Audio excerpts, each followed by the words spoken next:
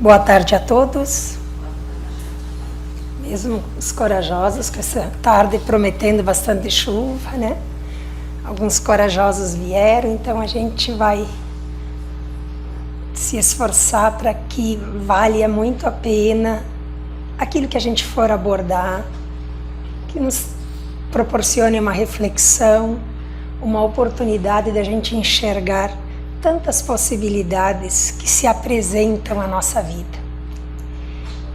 Então a gente vai unir agora todos os nossos corações, as nossas alegrias, nossas dores, as nossas aflições, as nossas perguntas, as nossas respostas, a nossa busca pelo consolo. A gente unindo-nos todos aqui, sobre essa luz que paira nesse ambiente de paz, de acolhimento, de tranquilidade. Que esses momentos de reflexão e de oração aqui sejam como um bálsamo para que ele possa ser levado depois de volta aos nossos lares e nós espalharmos, aspergirmos aos outros integrantes do nosso lar. Então, que a luz e a paz que aqui se encontra encha os vossos corações, assim como o meu, que assim seja. Eu vou falar hoje uma palestra que ela era para ser dia 5 de maio. Essa palestra ela foi preparada para o Dia das Mães. Mas naquele final de semana tinha chovido muito e por um monte de intempéries que a gente sabe que todo mundo passou, a nossa casa ficou fechada então. E aí eu estou trazendo então essa reflexão que era para ser em maio, mas não perde a validade de jeito nenhum. E porque maio era Dia das Mães, naquela oportunidade, hoje a gente vai falar de maternidade. Não com o intuito de desmerecer ou apequenar a paternidade, mas ressaltar.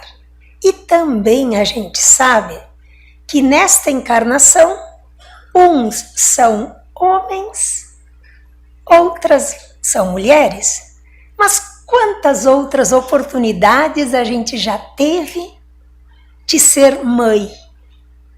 Mesmo os pais de hoje que estão com uma tarefa, outras oportunidades já podem ter sido de desempenhar. Então a gente hoje vai falar exclusivamente de maternidade. Que mistério há na maternidade? Que sentimento de amor incondicional é esse? A maternidade estabelece um elo tão poderoso entre mãe e filho, num campo espiritual de tal modo que os nossos olhos físicos não conseguem dimensionar. É um elo tão poderoso que a gente só vive, a gente não consegue explicar. Esse elo de conexão tão forte que liga o coração de uma mãe a seu filho é o elo que criará o campo propício para receber um novo ser na gestação. Toda mulher, pelo menos grande parte das mulheres, nós temos o desejo de ter filhos, de gerar filhos. É da maternidade, é do senso, é do íntimo, da vontade de ser mãe. O instinto, então, maternal é inerente, nasce com a mulher. Carregar no ventre um filho querido e esperado confere à mãe não apenas uma grande alegria, não, não só uma grande alegria, mas o de realizar uma grande missão. Por isso o texto de hoje, maternidade, a missão sublime. No Livro dos Espíritos tem-se que para as mães foi dado a missão mais importante, uma das mais importantes daquelas que Deus concedeu aos homens na terra. Foi dado à mulher penetrar tão profundamente no coração de seu filho, que por 9 meses ela experimenta o mais longo contato mediúnico com o espírito de seu filho. Então, pela gestação, a mãe acessa psiquicamente o íntimo do seu filho. E numa palestra do Dr. Décio Iandoli, ele está na internet, é um médico da Associação Médico Espírita, ele diz uma coisa que me chamou muito a atenção. Ele diz assim, ó, toda mãe, no início da fecundação, já dá mostras da sua mediunidade. Então, todas as mães exercem a sua mediunidade. Porque mediunidade não é do espiritismo, é do ser humano. Porque o que é mediunidade? É intermediar um ser que está vindo para ser gestado com o mundo que nós estamos aqui. Isso é mediunidade também. Então, todas as mulheres experimentam a mediunidade quando estão em gestação.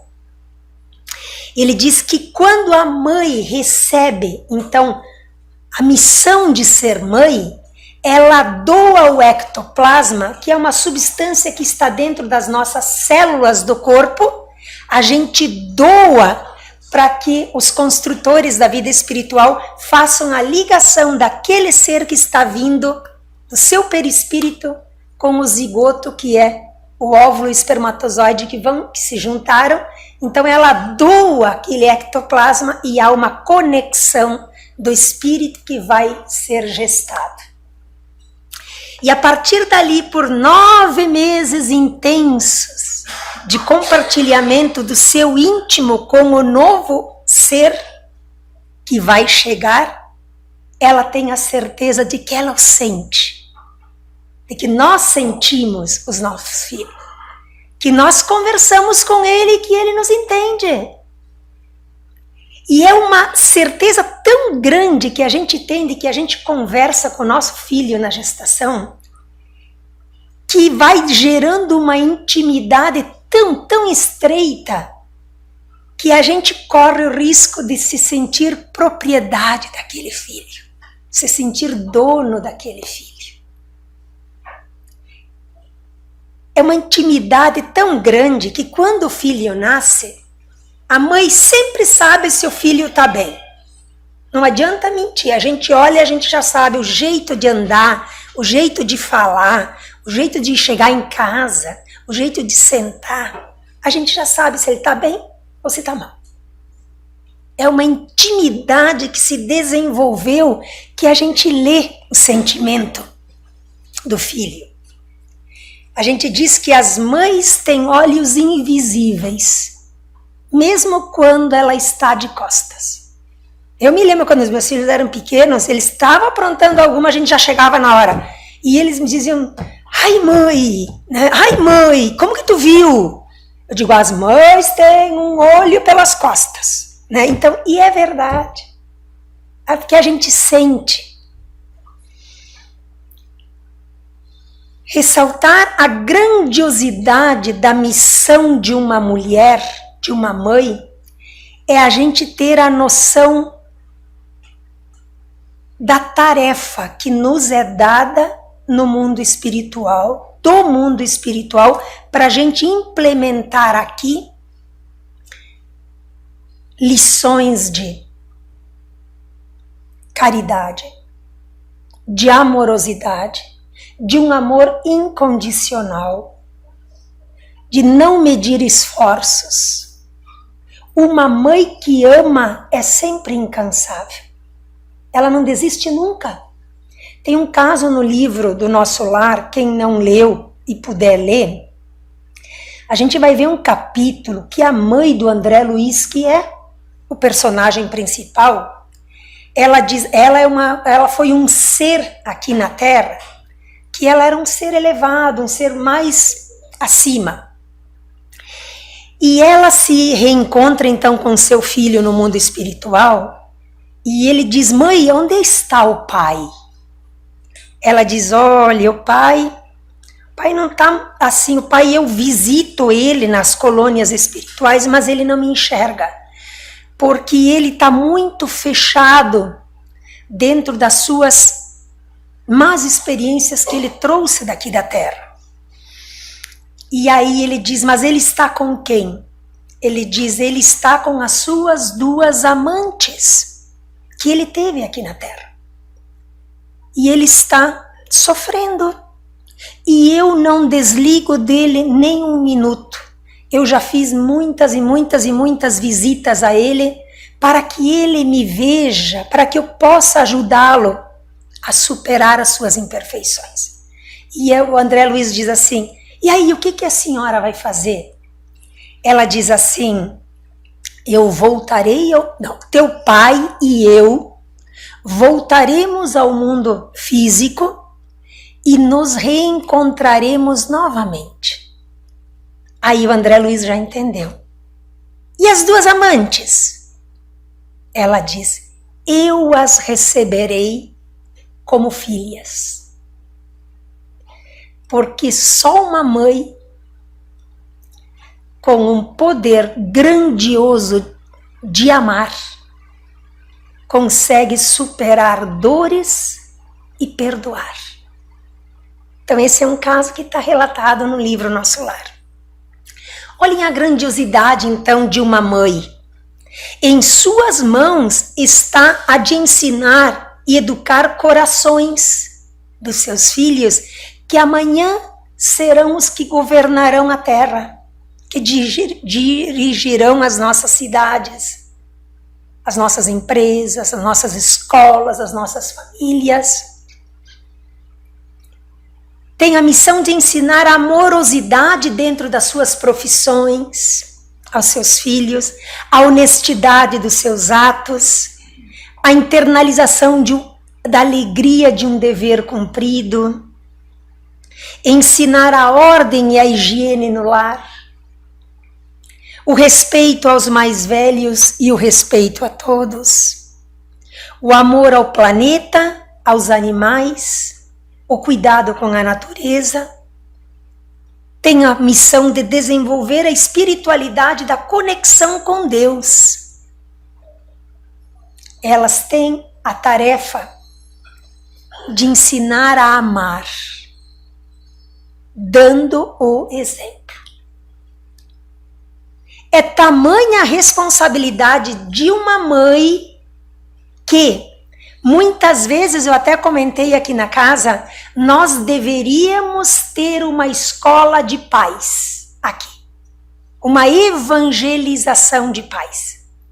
Porque o dia que nós mulheres, nós tomarmos ciência, por isso que é tomar consciência, ter ciência da responsabilidade que é educar um filho, nós compreenderíamos quanto importante é a formação dos homens do amanhã. Já falei muitas vezes para a gente criar uma escola de pais aqui na casa. As mães sempre acertam? Não. Não são perfeitas. Tem casos e casos de mães que não conseguiram cumprir a sua missão. Não, a gente não acerta tudo. Mas se a gente tivesse a sensação de que eu não fiz tudo quanto devia, ou não consigo fazer tudo como deveria ser, uma coisa a gente guarde dentro da gente. Nós fizemos uma coisa muito grandiosa, que é dar a vida. Porque dar a vida é oportunizar aquele que vem para fazer a sua jornada. Por isso que a doutrina espírita é veemente veementemente contra a interrupção da vida. Porque dar a vida é oportunizar. Dar a oportunidade daquele que vem corrigir, ressarcir, fazer a sua nova jornada. Uma grande dificuldade que nós mães temos é nós não assimilar que os nossos filhos não são nossa propriedade. Quando temos a felicidade de parir um filho, estamos recebendo um espírito que nos é destinado para que o eduquemos para a vida. Mas não devemos jamais esquecer, eles não nos pertencem. Eles não são minha propriedade. Eles são espíritos que passam pelo meu caminho e marcam o nosso caminho. Mas nós também marcamos os caminhos deles. Marcamos? A gente acha que não, a gente marca. É nesse andar junto que a gente constrói os laços espirituais, além dos laços sanguíneos.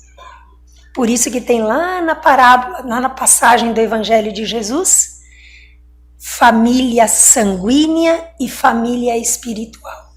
Porque além dos laços físicos, nós criamos laços espirituais com nossos filhos.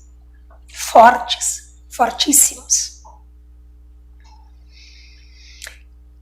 E como compreender quando uma mãe não consegue engravidar? São questões. O que a doutrina espírita nos diz sobre isso?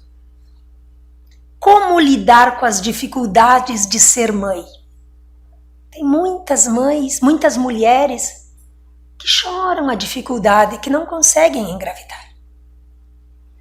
A doutrina espírita é muito esclarecedora e consoladora ao nos explicar essa situação de um desejo enorme de ser mãe. No entanto, às vezes há impedimento físico. Para mulheres que estejam passando por essa situação, uma lição da doutrina espírita. Tudo é aprendizado. Tudo é oportunidade para que a pessoa se melhore e se torne uma pessoa melhor, passando pelas dores. Essa mulher que tem dificuldade de engravidar, a doutrina espírita orienta que faça uma autorreflexão, que entre para dentro do seu coração e nas suas orações talvez entenderá. É muito possível que entenderá o porquê da dificuldade de não engravidar. Há duas dificuldades, física e a emocional. A ansiedade, que é uma coisa muito forte na nossa vivência do cotidiano atualmente, é um dos itens que muito dificulta a gravidez. A doutrina espírita, porém, nos esclarece que no momento apropriado, se estiver no seu plano reencarnatório, ela vai engravidar. Tem casais que, pela dificuldade de terem filhos biológicos, decidem adotar. É um caminho lindo, é um caminho de oportunidade de adotar. Porque muitas vezes há relatos e relatos de pais que vão aos orfanatos e diz: meu Deus, aquela criança correu para mim. Eu não sei de onde, mas ela correu para mim. É uma oportunidade que Deus dá para os casais desenvolverem por vias secundárias o sentimento do amor, do acolher, do ensinar, do instruir, do educar. E muitos casos de casais, depois que aprendem esse caminho da doação, do amor incondicional, muitas vezes, eu sei, tem um caso de um casal que receberam o nenê, estava ali, estavam felizes, mulher engravida. Aí nasceram dois, um tantinho de diferença um do outro. Então, por quê?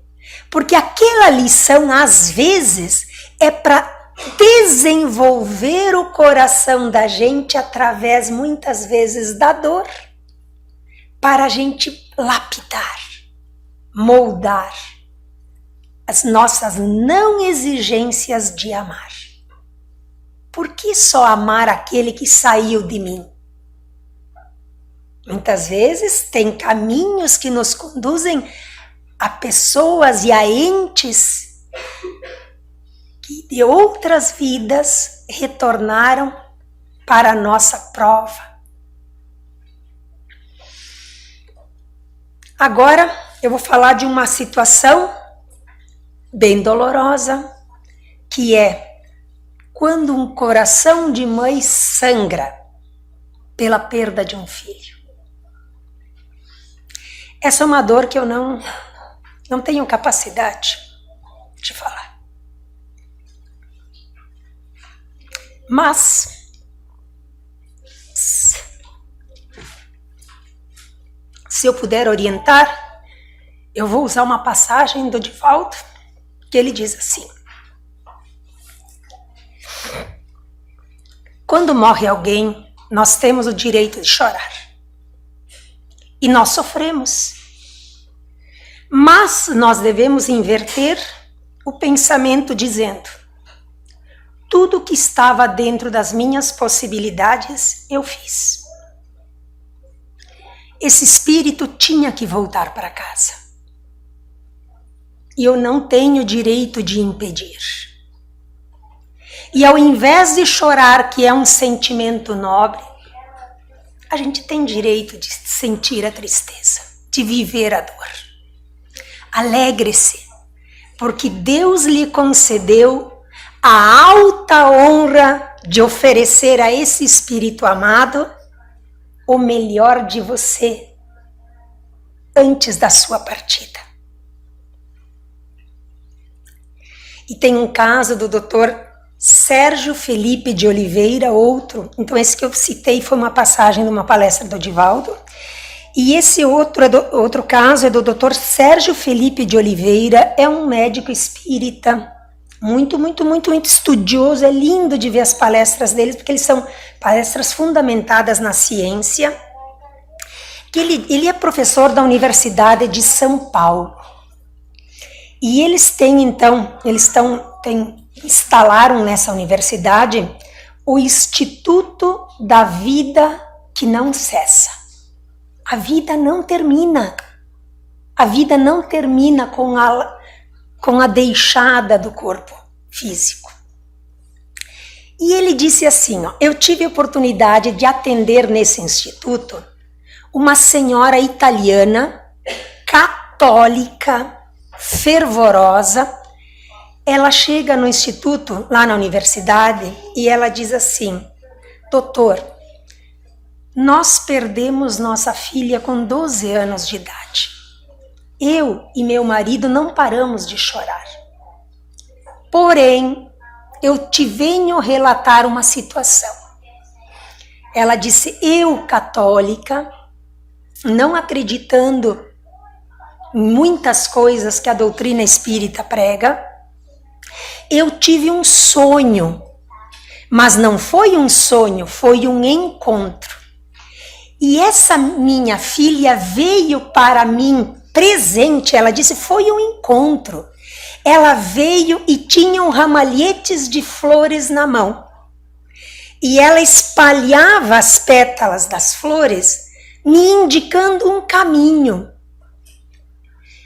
E ela disse, mãe e pai, parem de chorar. E a mãe disse que no sonho ela levou um susto. Por quê? Ela disse assim, porque eu estou bem, eu estou feliz. E vocês choram porque vocês não têm fé em Deus. Aqui é bom, aqui é melhor, eu voltei para casa. E daqui eu estarei sempre olhando com vocês por vocês todas as vezes que vocês me chamarem na oração. Eu estarei com vocês através dos sonhos e na presença, mesmo que os olhos físicos de vocês não me vejam. Ela disse que ela teve uma experiência extraordinária. Ela disse que aquilo não era um sonho simples, não era uma coisa comum. Aquilo foi um reencontro e uma certeza.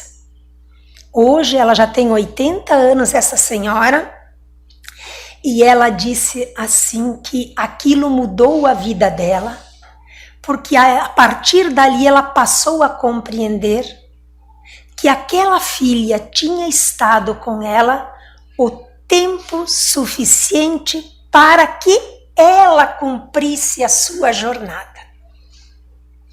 A jornada da mãe não tinha terminado, mas a dela tinha. Era só isso que ela precisava cumprir aqui. E que, pela dor, e depois pela oportunidade desse reencontro, a mãe passaria a ter outros olhos da certeza de que a vida não cessa. A vida não termina aqui. O que termina aqui é só o corpo físico, o corpo material, que se deteriora. Nosso espírito, nossa alma vai a outras dimensões. E quando a dor se achega ao nosso coração, é preciso ter força, coragem, para compreender que o projeto de Deus não está escrito em rascunhos. Os projetos de Deus estão além dos nossos olhos e muitas vezes do nosso egoísmo.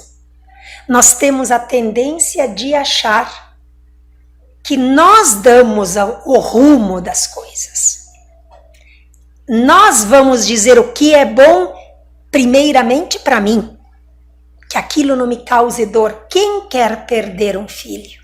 Ninguém. Ninguém quer perder um filho.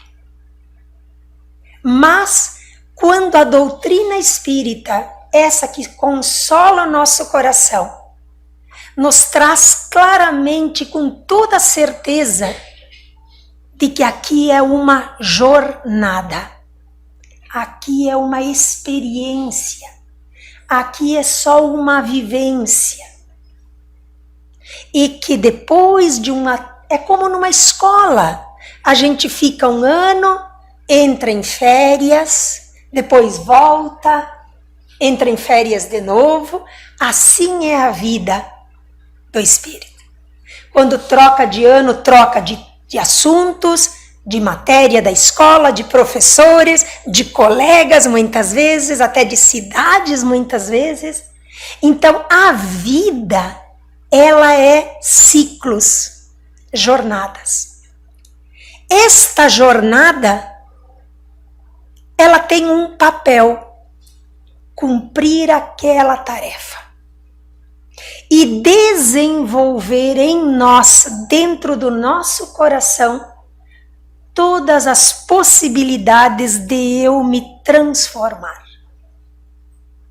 É preciso que nós tenhamos olhos, sentimentos, desenvolver que aquilo que se afigura na nossa frente tem um recado para dar. Nós costumeiramente agimos pensando sempre no meu eu, em tudo aquilo que não me traga sofrimento e dor.